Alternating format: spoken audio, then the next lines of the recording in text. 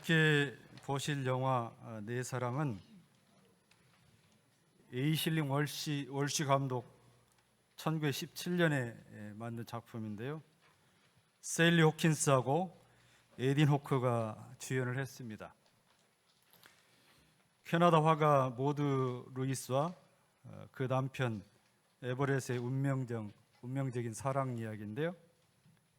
영화를 보시면 알겠지만 두 주연 배우의 절제된 연기가 아주 인상적입니다. 제가 많은 영화를 봤지만 영화배우가 이렇게 절제된 연기를 한 영화를 본 적이 없는데 아주 감명을 받았습니다. 영화 원 제목은 이 모드의 애칭인 원래 모디입니다. 모디인데 국내에서 사랑을 그리는 여인이라는 부제를 붙이고 그 다음에 내 사랑이라는 주제를 붙여서 개봉을 했는데 개봉관이 많지를 않아서 많이 보시지 못한 영화인 것 같습니다. 주인공 모드는 나이브 화가인데요. 나이브 화가는 뭐냐면 그림을 그리는데 특별히 그림에 대한 교육을 받지 않고 자기 천성적인 재주와 그 감성으로 그리는 화가를 나이브 화가라고 얘기를 하는데요. 이 주인공 모드는 어릴 적에 류마티스 관절염을 알아가지고 손가락이 경직이 되고 걸음걸이도 불편해서 활동이 좀 자유롭지를 못합니다. 그래서 실내에서 창문을 통해서 밖으로 그 보이는 세상을 자기 마음을 순수하게 그림으로 표현하는데 그 자체로 행복을 느끼면서 살죠. 이 모두가 우연히 남편이 되는 에버렛을 만나서 마셜 타운이라는 작은 집에 살면서 두 사람의 그런 행복한 관계가 평생 이어가는 내용입니다. 영화는 이 두 사람의 소박하고 잔잔하게 흘러가는 그 인생을 화려한 효과 없이 그 배경도 자연 그대로 해서 영화가 아주 편안하게 볼 수가 있습니다. 같이 영화를 먼저 보시겠습니다. 남자 주인공 에버렛이 마을 가게에 가정부를 구한다는 종이를 붙이자 마침 모두는 고모 집에서 벗어나고 싶었어요. 가게에 갔다가 가정부를 구한다는 그 쪽지를 보고 그걸 떼가지고 이제 에버렛의 집에 찾아갑니다. 에버렛이라는 사람도 고아원에서 자라가지고 행복이라고는 전혀 느껴본 적이 없는 사람입니다. 보시면 알겠지만 참 투박하고 차가운 인상을 갖고 있잖아요. 이 사람이 처음에 모두가 가정부를 자청해서 이 집에 찾아오니까 상당히 마뜩찮은 표정을 지어요. 여자를 구한다고 했는데 이렇게 질문을 던지니까 나는 뭐로 보이나요? 그러더니 나는 뭐로 보이나요? 여자들 4, 5인분 일은 할 수 있다. 그 얘기를 하거든요. 근데 이제 일단은 이 집에서 일을 하기로 시작을 했는데 아직 마음이 내키진 않아요. 그러니까 어느 날 개에게 밥을 주려고 이제 모두가 가르치는데 우리 집 서예를 알려준다고 그러잖아요.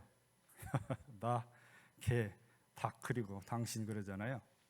그러니까 기분이 나빠서 집으로 잠깐 돌아가는데 갔다 또 옵니다. 에버렛이 이제 모두를 대할 때 나중에 두 사람이 결혼을 하는데요. 그 이전까지 이 관계가 이런 관계가 계속 지속이 됩니다. 어느 날 이제 이웃마을에서 뉴욕에서 온 여인 산드라라는 사람이 오는데 이 에버렛이 원래 이제 이 여인한테 생선을 공급해 주던 사람이었어요. 생선을 잡아서 생선이 제 날짜 안 오니까 생선 받으러 왔다가 이 모두가 그린 그림을 보고 아주 이제 깜짝 놀라는 거예요. 그러면서 이제 그 닭을 그린 게 있잖아요. 이제 중간에 생략이 됐는데 이 닭 수프를 그려주느라고 이 여자가 닭을 머리를 때리고 닭을 잡았어요. 그 닭한테 미안해서 행복했던 그 순간을 기억해주고 싶었다고 그 닭을 그린 거예요. 얼마나 순수해요, 그 닭을. 근데 이제 그 작은 침대에 그 모드하고 에버렛 같이 잠을 자는데 같이 자다 보니까 이제 불구인 여성이지만 여인으로 느끼기 시작을 하는 거예요. 그래서 어느 날 이제 여인으로 느낀 이 느낌을 표현을 하니까 잠깐 거부를 하면서 나에게는 온전하지 않게 태어난 아기가 있었다, 그 얘기를 해요. 그러니까 이 사람의 마음이 좀 움직이기 시작을 합니다. 이제 산드라 집에 가서 이제 생선을 일테면 이제 납품하러 간 거죠. 몇 마리 안 돼요. 납품하러 갔는데 그 산드라가 이 모두가 그린 그림값이 자기 생선값보다 훨씬 비싸거든요. 자존심이 상하는 거예요, 이제. 그러니까 내가 사장이라고 뻐기는 거, 이제 내가 사장이고 당신은 종업원이다. 근데 정작 그 산드라가 그림을 그려달라고 하니까 자기가 그릴 수는 없잖아요. 쳐다보는데 그런 묘한 표정이 이제 그런 관계입니다. 아직까지는.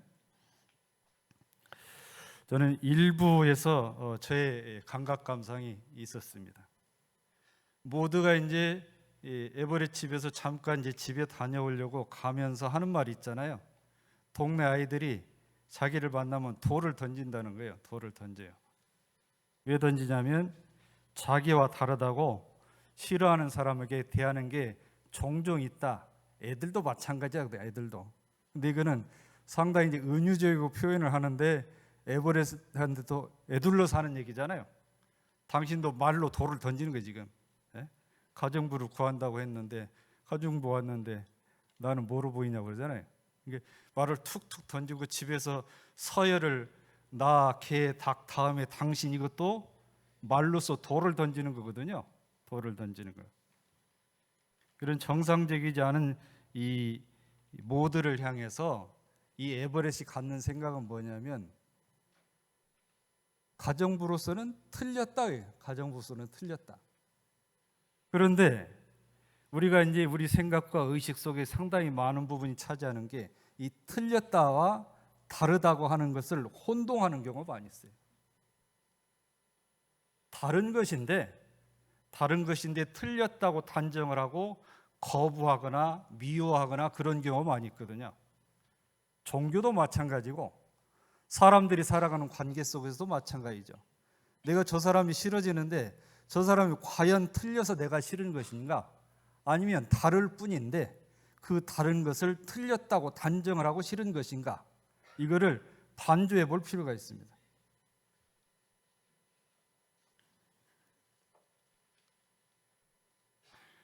우리가 수많은 생을 달리 살아왔고 다른 환경에서 살아왔어요. 다른 문화 속에서 살아왔고 그런 일이 생길 때 문득 멈추셔가지고 이게 다른 것이냐 틀린 것이냐 이거를 대조를 해봐서 다른 것인데 내가 틀린 것이라고 우기면서 싫어하거나 미웠다면 정확히 보시기 바랍니다. 이게 다른 것인가 틀린 것인가. 그러면 마음이 정리가 됩니다. 이것이 틀린 것이 아니라 다를 뿐인데 내가 틀리다고 집착을 해서 그런 관계를 지어왔다면 마음이 정리가 됩니다. 그걸 분명히 봤으면 좋겠습니다. 다시 두 번째 보겠습니다. 모두가 처음에는 이 집이 칙칙한 벽이었는데 그림을 그리고 버려진 나무 판자를 주워다가 또 그림 작업을 하고 이것이 가격이 매겨지면서 이 그림의 영역이 확장이 되는 거예요. 아까 산드라를 통해서 이 모두의 그림이 세상 밖으로 나가는 거예요. 예. 그렇게 확장되고 둘이 함께하는 시간이 길어지면서 서로 이제 약간 마음이 열려갑니다. 변해가는 거죠. 그리고 이제 뉴욕 여인 산드라가 이 집에 와가지고 그린 그림 중에서 아이 얼굴, 아직 이목구비가 그려지지 않은 그림을 이렇게 집잖아요. 근데 깜짝 놀라는 거예요. 왜냐하면 이 그림은 죽은 자기 딸을 생각하면서 그린 그림이에요. 근데 아직 얼굴을 못 봐서 얼굴을 마저 못 그리는 거예요. 이제 본 적이 없잖아요. 예. 이제 그런 그림인데 이거를 거래를 하려고 5달러를 받으니까 막 발작하듯이 그러잖아요. 그러니까 이 남자도 이 그림이 무슨 그림 뜻을 갖고 있는 줄 아니까 없던 일로 합시다. 다시 돈을 돌려주잖아요. 예, 그런 관계 정도는 됐습니다. 그래서 이제 산드라가 얘기를 하죠. 아무거나 괜찮다. 판자에 그려도 되고 당신의 시선을 보고 싶다. 그림을 보내주기만 하면 자기가 얼마든지 사겠다라고 하잖아요. 어느 날 이제 자기가 그리는 그림을 봐달라고 에버렛한테 얘기하니까 내가 뭘 안다고 보라고 그러냐. 근데 보니까 자기 이름이 있어요. 왜 내 이름 쓰는가 이제 불편한 마음으로 물었는데 절반은 당신 거다라고 하니 남자도 좀 속이 있든지 절반이 자기 거라니까 이제 사람 다 똑같아요.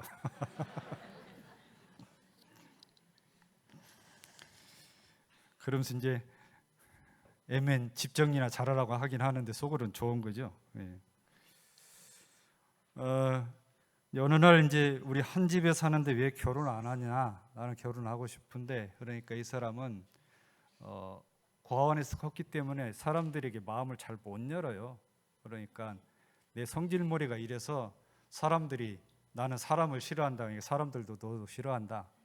그러면서 이제 이 모두가 그러잖아요. 예, 나는 좋아한다. 그 다음에 한 말이 뭐죠? You need me 그러잖아요. You need me. 당신은 나를 필요로 한다. 역설적으로 얘기하는 게 청혼을 그렇게 하죠. 청혼할 때 한번 해보세요. You need me.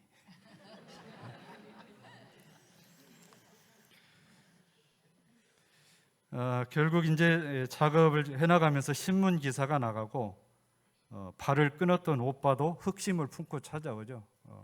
단단하게 내칩니다. 내치고 결국은 이제 그녀의 삶과 그림에 대해서 집중적으로 조명이 되고 닉슨 부통령도 그림을 산다는 그런 정도에까지 이제 널리 알려지게 되어 있습니다. 두 번째 2부에서 저의 감각 감상은 좀 전에 말씀드렸던 You need me, 내게 필요한 당신, 당신은 내가 필요해, 이 말씀을 좀 드리고 싶습니다. 우리가요 부부로 인연을 짓거나 가까운 인연으로 인연을 지어졌는데 그게 그렇게 인연 지을 때 갖는 감정이 있잖아요. 이 사람이 아니면 안 된다, 절대 필요하다, 그런 감정을 갖고 그런 관계를 맺죠.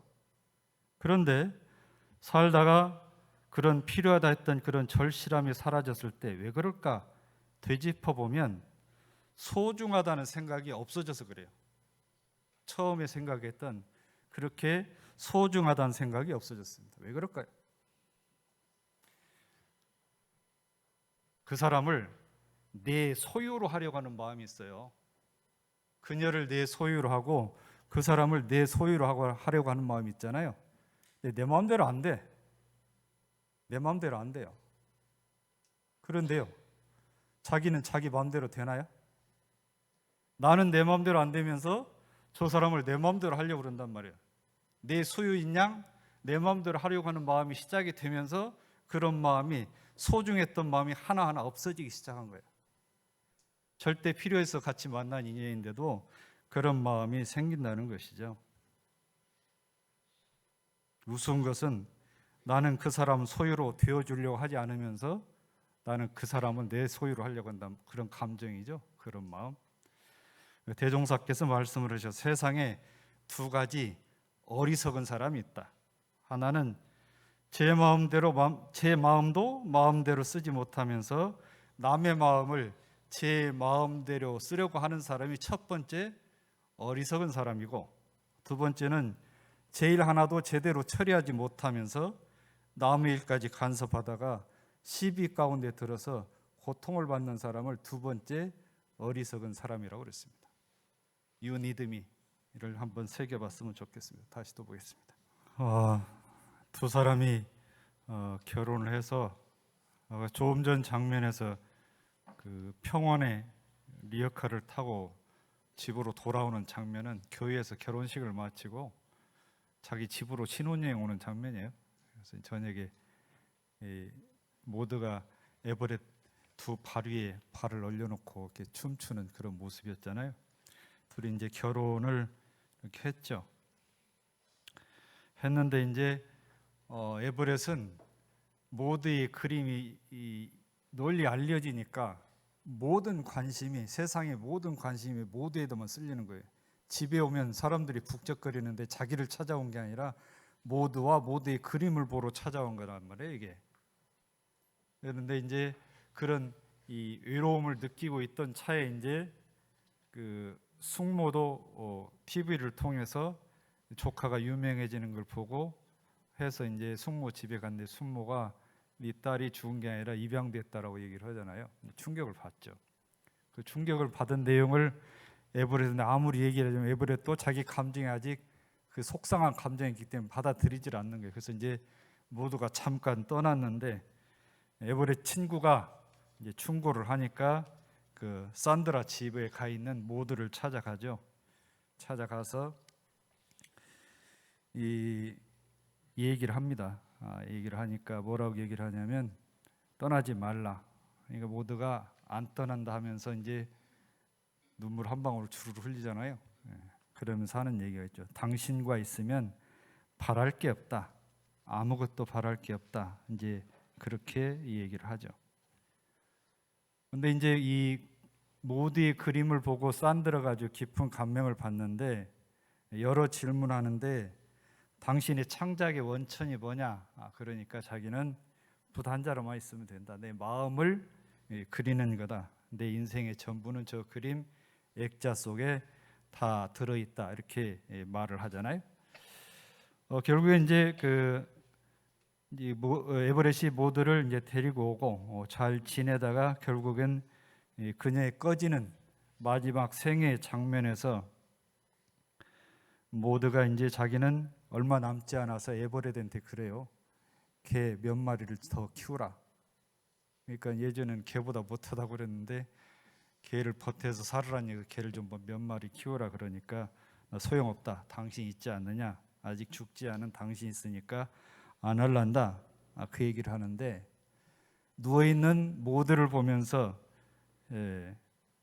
에버렛이 속에 품은 회한을 얘기를 하잖아요. 당신이 왜 부족하다고 생각했을까 하면서 한탄을 해요. 죄책감을 느끼고. 그러니까 가까이 와보라고 하면서 난 충분히 사랑을 받았다. 그렇게 하면서 위로를 하죠. 결국 이제 모두가 저 세상으로 가고 에버렛이 집으로 돌아오니까 도시락통 안에 보니까 그 가게에서 처음 뜯어왔던 구인광고 그 종이 쪽지가 그 안에 그때까지 있었던 거예요. 그걸 보고 밖으로 나가서 이 길가의 의자 위에다가 그림 판다는 광고판을 붙였던 것을 이제 다시 이제 더 팔 일이 없잖아요. 그릴 사람도 없고 그걸 갖고 들어오면서 마지막 장면에 인상 깊은 멘트를 하죠. 내 인생의 전부는 액자 속에 있다. 내 인생의 전부는 액자 속에 있다. 액자가 한두 개도 아니잖아요. 액자 한두 개도 아닌데 아마 이제 우리가 살아온 모습들도 그림 그리는 재주가 없어도 나름 액자에다 담아보면 우리 삶의 편린들이 그 액자에 수없이 쭉 이어지면 그 자체가 자서전이 될 수도 있겠죠. 이제 그런 모습일 텐데 결국 이제 모두가 그림을 그리는 세상은 창문을 통해서 보인 세상을 본 거잖아요. 창문을 통해서 우리가 흔히 이제 그런 얘기를 하죠. 눈은 마음의 창이다. 그런 표현을 하잖아요. 눈은 마음의 창이다. 그건 우리가 일상에서 그냥 하는 얘기가 아니고 맹자도 그런 말을 했어요. 맹자 제4편 2루장구에 무슨 말이 나와 있냐면 그걸 한글로 풀어서 얘기하면 사람의 마음을 살펴보는 데는 눈동자보다 더 좋은 것이 없으니 눈동자는 결코 자기 나쁜 마음을 숨기지 못한다. 그런 내용이 이제 맹자의 그런 규절이 있어요. 이에 연이어서 이제 우리가 하는 말이 있잖아요. 마음이 맑은 사람은 눈이 맑다. 마음이 슬픈 사람은 눈도 슬프다. 마음이 사악한 사람은 눈이 사악하다. 마음이 편안한 사람은 눈도 편안하다. 이렇게 얘기를 하죠. 저는 여기에 연이어서 눈은 마음의 창이라면 마음은 세상의 창이다.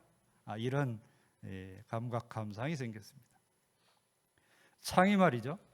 방 안에 앉아서 멀찍이 창을 두고 보면 그 창이라는 이 격자, 창이라는 틀이 보이잖아요.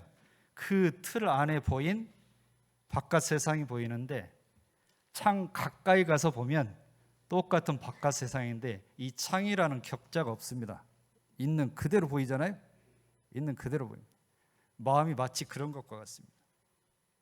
눈이 마음의 창이라고 한다면 아직 격자로 남아있는 창은 그 바깥으로 보는 세상이라면 마음이 세상의 창이라고 하면 창문 가까이에 가서 창문 격자가 보이지 않는 그 가까이 가서 바깥 세상을 보는 그것이다. 마음은 세상의 창이다. 이런 감상을 얻게 됐습니다.